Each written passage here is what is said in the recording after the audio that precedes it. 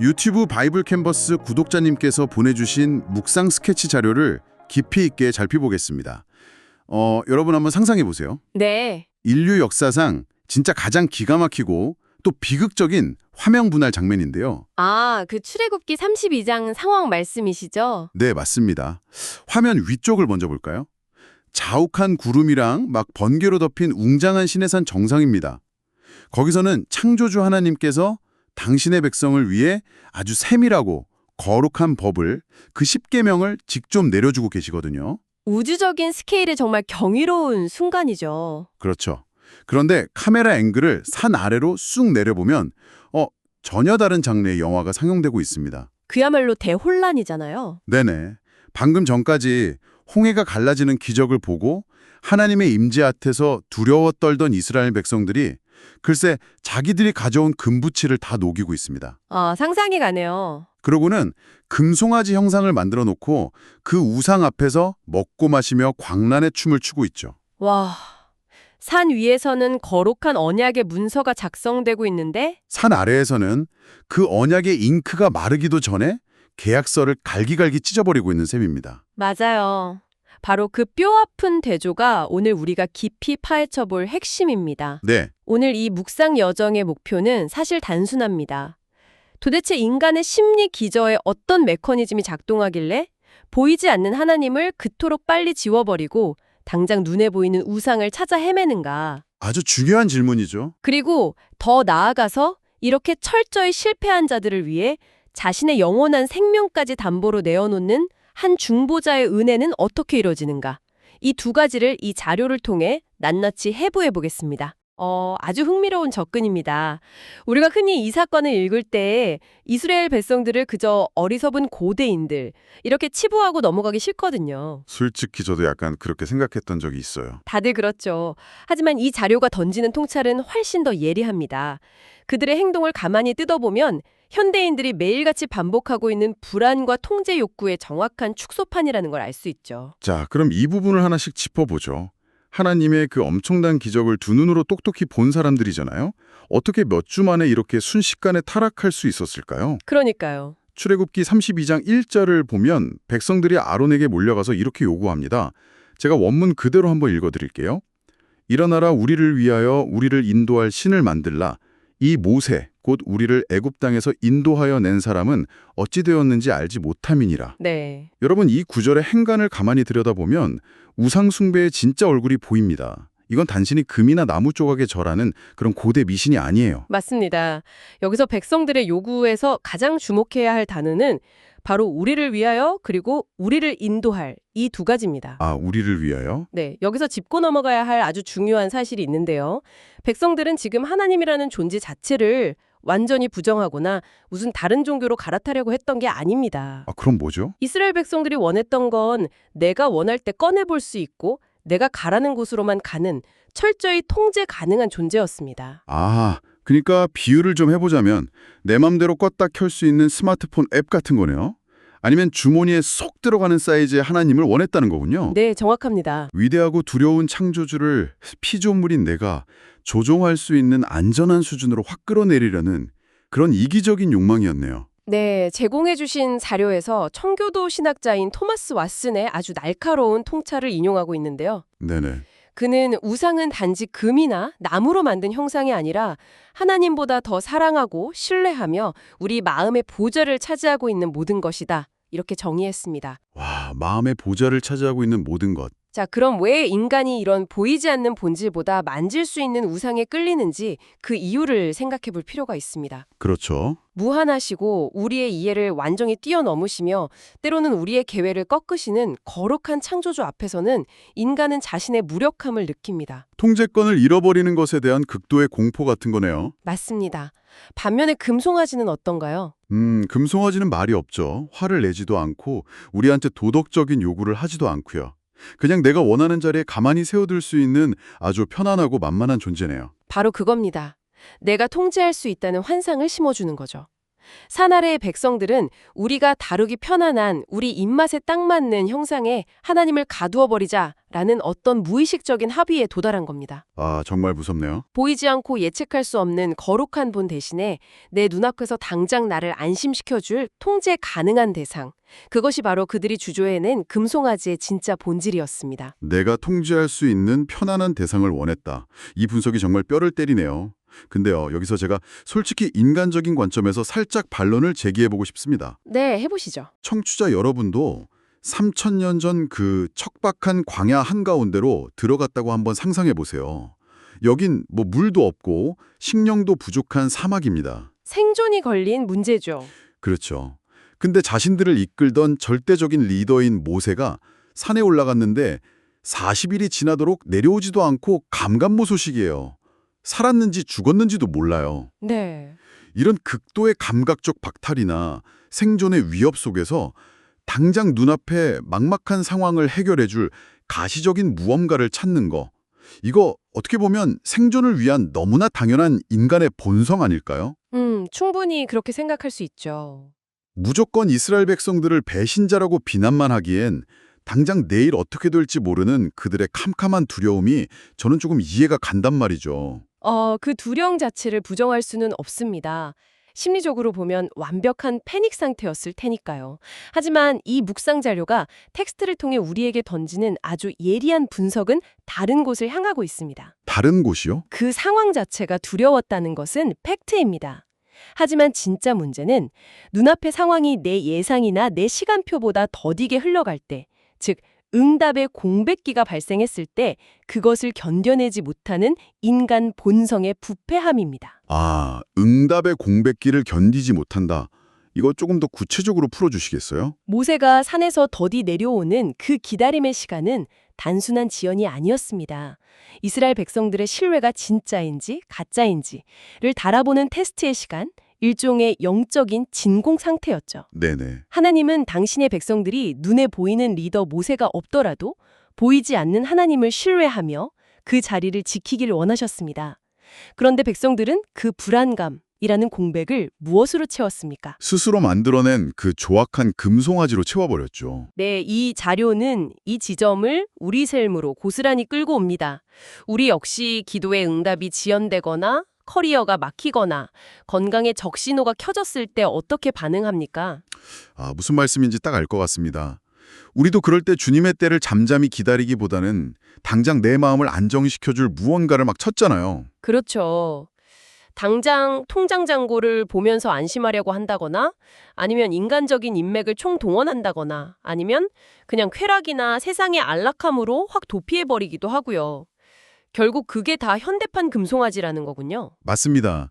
상황이 두렵고 막막하다는 것이 내가 내 방식대로 규칙을 깨고 불법적인 위안을 만들어내는 것에 대한 면죄부가 될 수는 없다는 점을 이 자료는 아주 엄중하게 경고하고 있습니다. 면죄부가 될 수 없다.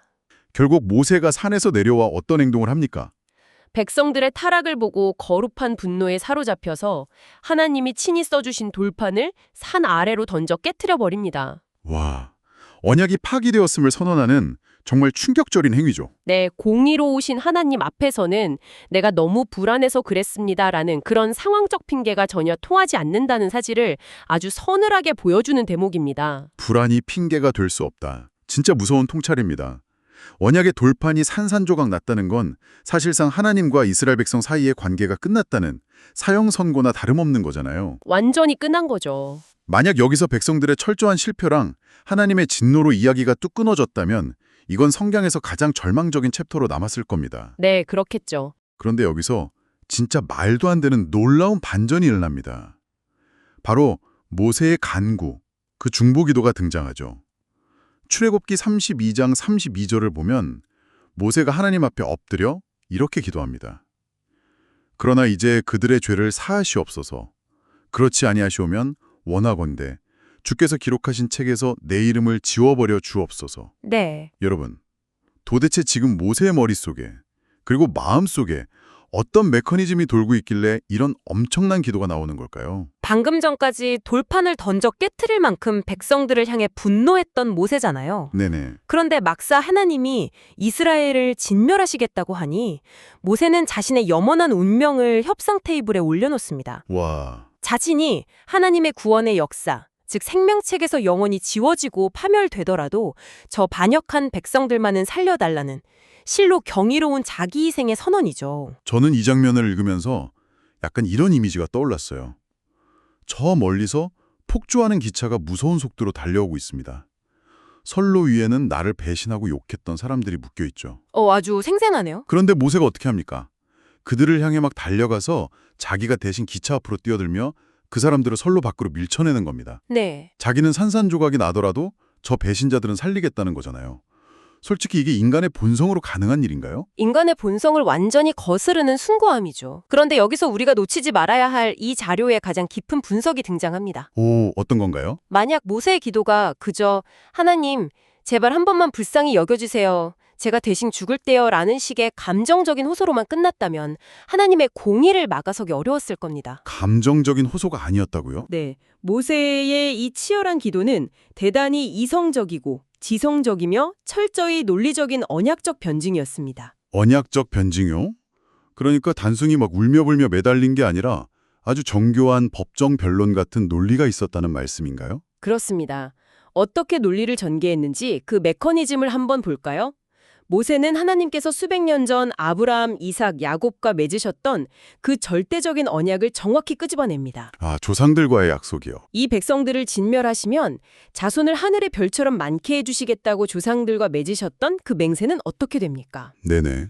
주변의 애굽 사람들은 하나님이 자기 백성을 산에서 죽이려고 끌고 나왔다고 조롱하지 않겠습니까? 와, 진짜 논리적이네요. 즉, 모세는 이스라엘의 어떠함이 아니라 하나님의 약속의 신실함과 하나님의 이름과 명예를 근거로 하나님의 마음을 돌이키는 논리를 펼친 겁니다. 감정에만 호소한 게 아니군요. 네, 하나님의 성품과 약속을 꽉 붙드는 기도가 얼마나 강력한 힘을 발휘하는지 보여주는 마스터 클래스인 셈이죠. 와, 하나님의 명예와 성품을 근거로 판결을 뒤집는 논리라니 진짜 소름이 돋네요. 자신이 영원한 저주를 받을지언정 언약의 근거에서 백성을 살려내는 이 모세의 모습 어딘가 굉장히 익숙한 실루엣이 겹치지 않습니까? 정확히 보셨습니다.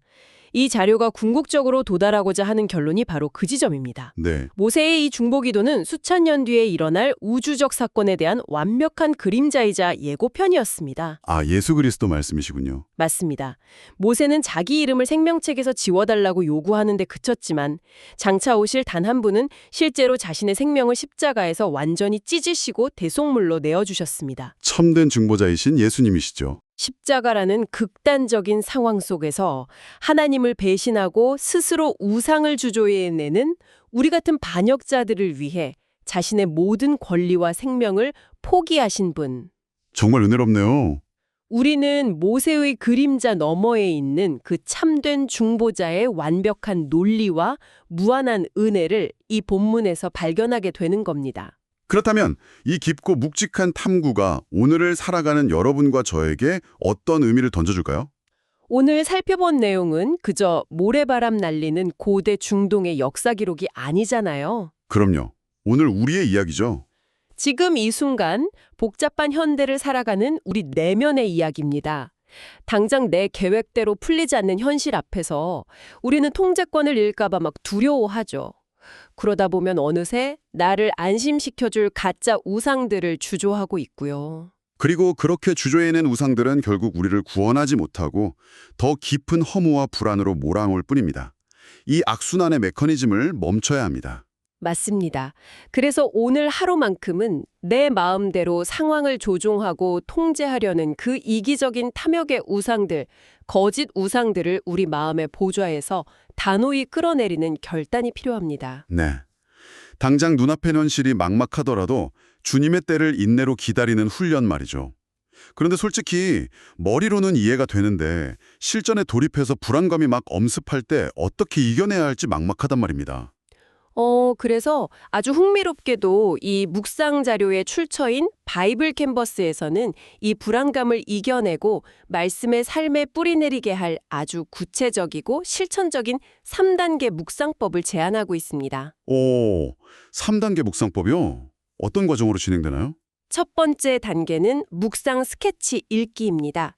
텍스트 자체를 깊이 파고들어 말씀의 정확한 뼈대와 골격을 튼튼히 세우는 밑그림 작업이죠. 아, 스케치로 뼈대를 세운다? 그리고 두 번째 단계는 바로 지금 여러분이 듣고 계신 이 시간처럼 깊은 탐구 듣기를 통해 그 뼈대 위에 내 삶의 구체적이고 생생한 색깔을 입히는 컬러링 과정을 거칩니다. 네네. 마지막 세 번째 단계가 핵심인데요. 바이블 CCM 부르기입니다. 깨달은 바를 입술에 찬양으로 선포하면서 우리 영혼 깊은 곳에 지워지지 않는 서명, 즉 영적 시그니처를 남기는 겁니다. 와, 스케치로 뼈대를 세우고 듣기를 통해 색을 입히고 차량으로 내 영혼에 서명한다. 정말 탁월하고 체계적인 묵상 시스템이네요. 이 세 단계를 거치면 막연했던 불안감의 자리에 단단한 확신이 자리 잡게 되죠. 불안에서 금송아지를 만들 그 시간에 이 세 단계를 따라가며 내면을 말씀으로 채운다면 응답의 공백기를 훌륭하게 견뎌낼 수 있겠습니다. 네. 덧붙여서 이처럼 놀라운 통찰을 담은 귀한 묵상 컨텐츠가 멈추지 않고 계속해서 만들어져 여러분의 일상에 닿을 수 있도록 동역할 수 있는 길도 열려 있습니다. 아, 후원 말씀이시군요. 네. 함께 제공된 카카오페이 후원 링크를 통해 귀한 마음을 전해주신다면 이 영적인 컨텐츠들이 더 깊어지고 널리 퍼지는데 아주 강력한 원동력이 될 것입니다. 좋은 묵상 시스템을 누리는 걸 넘어서 스스로 그 은혜의 통로에 동참하는 뜻깊은 기회가 되겠네요. 여러분, 오늘 우리의 치열했던 탐구는 아쉽지만 여기서 마침표를 찍습니다. 네. 하지만 여러분 각자의 삶의 현장에서 펼쳐질 진짜 묵상은 이제부터가 시작입니다. 일상으로 돌아가시기 전에 오늘 대화의 문을 열었던 그 산 아래의 충격적인 앵글을 다시 한번 머릿속에 띄워보시길 바랍니다. 산 아래의 그 금송아지 장면이죠. 네. 그리고 이 질문 하나를 여러분의 마음 가장 깊은 곳에 던져두겠습니다. 청취자 여러분, 혹시 지금 여러분의 삶에서 기도의 응답이나 상황의 해결이 내 시간표보다 너무 더디게 흘러가서 견딜 수 없이 막막하고 불안한 영역이 있으신가요? 그렇다면 그 지독한 기다림의 불안함을 달래기 위해 당장 내 눈으로 보고 만지려 하는 것. 지금 이 순간 여러분이 마음속 깊은 은밀한 곳에서 남몰래 주저하고 있는 나만의 금송아지는 과연 어떤 모습입니까? 돈입니까? 성공입니까? 아니면 내가 통제할 수 있는 타인입니까? 오늘 하루 그 질문에 대한 정직하고 뼈아픈 답을 스스로 마주해 보시기 바랍니다. 저희는 다음 묵상 여정에서 더 깊고 놀라운 통찰을 들고 찾아오겠습니다. 함께해 주신 여러분 고맙습니다.